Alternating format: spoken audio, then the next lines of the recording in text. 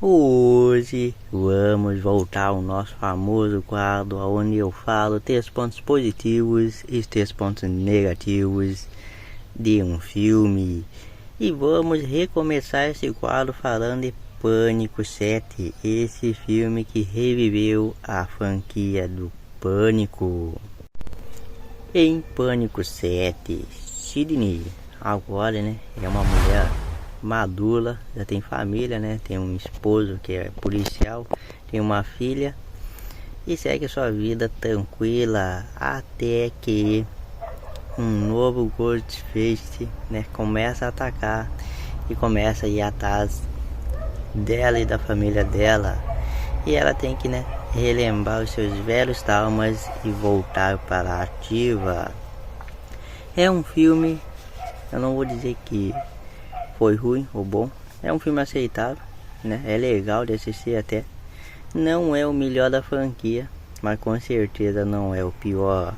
Mas mesmo eu sendo um cara que gostei até do filme, eu não vou passar pano para ele. Então eu vou citar aqui 3 pontos positivos e 3 pontos negativos de Pânico 7. Vamos começar falando os pontos positivos, e não tem como começar essa lista dos pontos positivos sem falar da volta de Sidney. Acho que ela, o que qualquer fã de Pânico queria ver na franquia de volta, a Sidney, a famosa Sidney. E aqui em Pânico 7 ela foi trazida de volta de uma forma coerente e boa até em questão de roteiro. Ela teve uma evolução, o personagem Sidney teve uma evolução.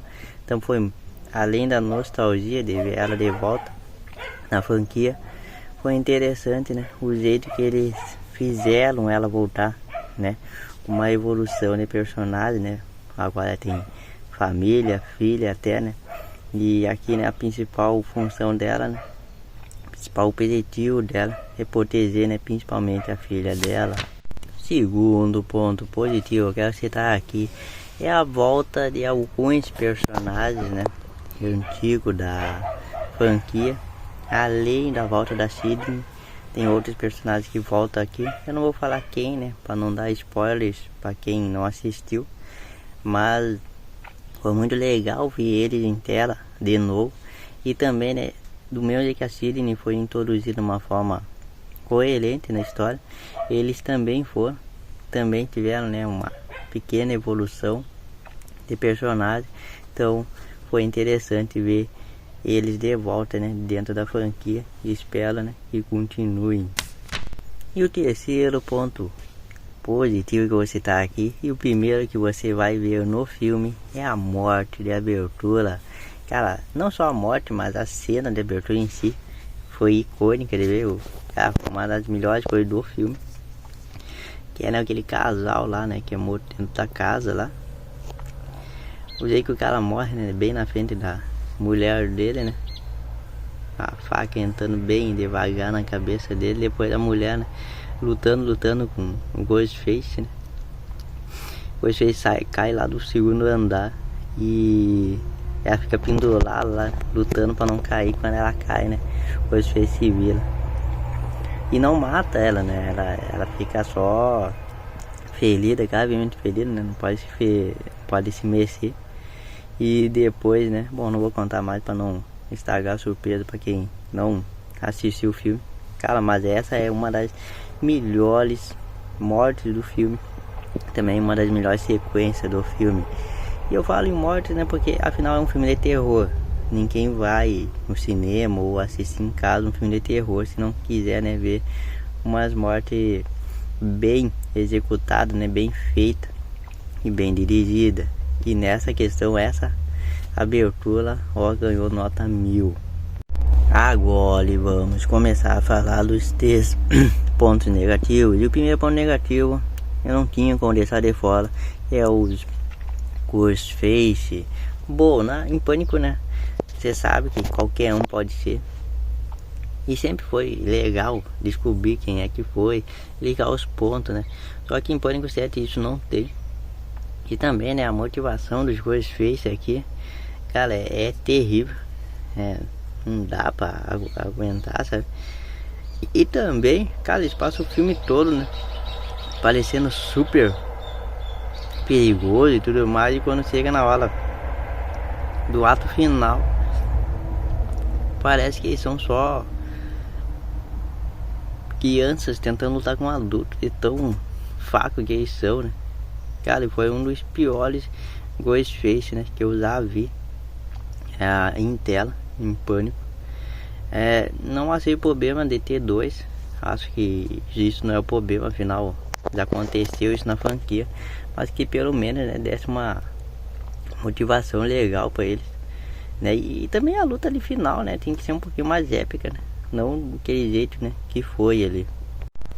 Segundo ponto negativo desse filme, na minha opinião, em relação aos personagens novos. Afinal, né, não tinha como trazer só os personagens antigos.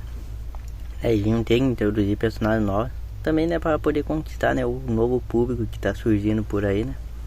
Mas, cara, esses personagens novos que eles colocaram aí são muito chatos de assistir. Não tem conexão, sabe? Eu, pelo menos, não me senti conectado com eles. E quando tu não se conecta com os personagens, quando eles morrem em tela, né, pra ti não faz muita diferença. Não é como, por exemplo, se um personagem tu tem conexão ali morre, aí sim, né, pra ti faz a diferença. Bah, aquele personagem é legal, aquele personagem é gente boa, por que ele morreu e tudo mais, né. Mas aqui em Pânico 7 isso não tem, com esses personagens novos. E acaba, né, ficando meio que só morte por morte mesmo, né? Cenas vazias para nós assistir. E o terceiro ponto negativo também é em relação ao Ghostface. Cara, é meio confuso como eles construíram o Ghostface esse filme. Primeiro, que Ghostface que apareceu na abertura? Quem ela? Ela um dos dois ou não ela? Depois mais adiante, né, quando o Ghostface aparece de novo e é atropelado, né, e morto, é estilo a máxima, né? E é um cara lá. E aí, tipo, o filme não explica quem era aquele cara.